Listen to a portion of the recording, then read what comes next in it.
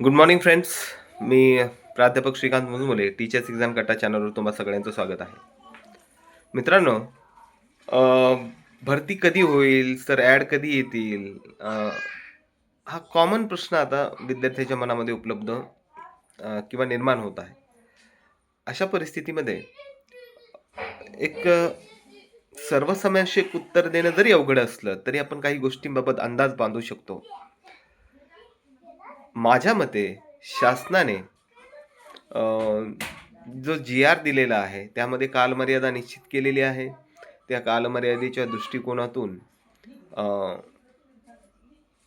त्या टाईम टेबलनुसार मार्चनंतर एप्रिलमध्ये 2ऱ्या-3ऱ्या आठवड्यामध्ये प्रिफरन्स आपल्याला लॉग इनमध्ये उपलब्ध होतील अशी शक्यता तर आहेच. पण दुसरी गोष्ट आहे, की विविध यूट्यूबर्स किंवा त्यातील जाणकार मंडळी शंका उपस्थित करतायत, की त्या क्षेत्रामध्येच आहेत, अगोदरपासून काम करतायत. हे शंका उपस्थित करत असतात, की नाही हे शक्य नाहीये. माझ्या माहितीप्रमाणे तर असं. पण या गोष्टीमध्ये माझ्या मते या गोष्टीमध्ये काही तथ्य नाही आहे. तुमच्या एप्रिलमध्ये ॲड येतीलच आणि मग सगळ्यांचंच सुरू होईल, की आम्ही आम्ही जसं सांगितलं होतं त्याप्रमाणे झालेलं आहे आणि गुड न्यूज वगैरे वगैरेच्या बातम्या येतील. हां, फक्त यामध्ये काही त्या शक्यता आहेत. त्या शक्यता तुम्ही लक्षात ठेवा, की इतर काही गोष्टी आहेत ज्यांचा परिणाम मात्र या भरतीवर होऊ शकतो अ, किंवा मग ॲड येण्यामध्ये होऊ शकतो. त्यामध्ये एक महत्त्वाची गोष्ट आहे, की एस-सी अंतर्गत कास्टचं जे उपवर्गीकरण आहे, हा घटक खूप महत्त्वाचा आहे. एस-सी कास्टला जसं अलीकडेच तेलंगणा राज्यामध्ये उपवर्गीकरण करण्यात आलं, पंजाबमध्ये करण्यात आलं, कर्नाटकमध्ये करण्यात आलं. अशा विविध बिहारमध्ये करण्यात आलेलं आहे आणि सर्वोच्च न्यायालयामध्ये ही केस गेली होती. सर्वोच्च न्यायालयाने एस-सी उपवर्गीकरण करण्याचा राज्यांचा अधिकार मान्य केलेला आहे आणि तो देण्यात न्याय्य आहे. अ, माजी न्यायमूर्ती, माजी सरन्यायाधीश भारताचे श्रीमान न्यायमूर्ती गवई साहेब यांनी हा निर्णय दिलेला आहे आणि त्यांनी आरक्षण उपवर्गीकरण योग्य असल्याचं सांगितलेलं आहे.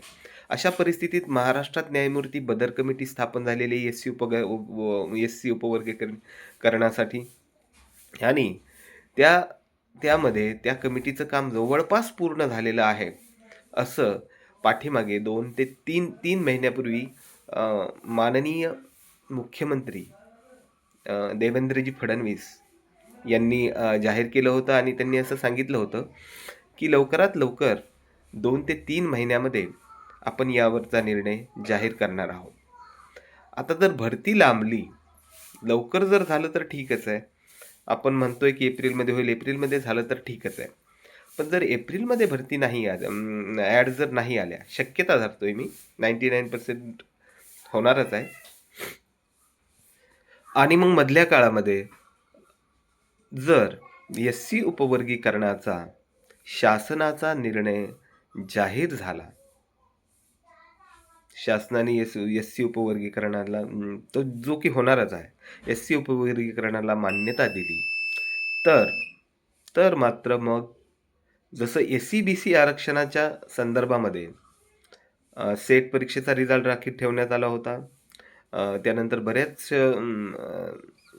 जे हे आहेत काय म्हणता येईल की आस्थापना आहेत, त्यांच्या जी रिक्रुटमेंट आहेत, त्यांच्यावरील एस-सी-बी-सीचे ते रिझर्व्हेशनसाठी लागू करण्यासाठी त्याचं काय म्हणता येईल पुनराखणी करण्यासाठी आणि मग एस-सी-बी-सी रिझर्व्हेशन लागू करून नव्याने जी मांडणी करण्यात आली होती रिझल्टची, तशी मांडणी करायला खूप वेळ लागेल. जर एप्रिलमध्ये जर नाही आलात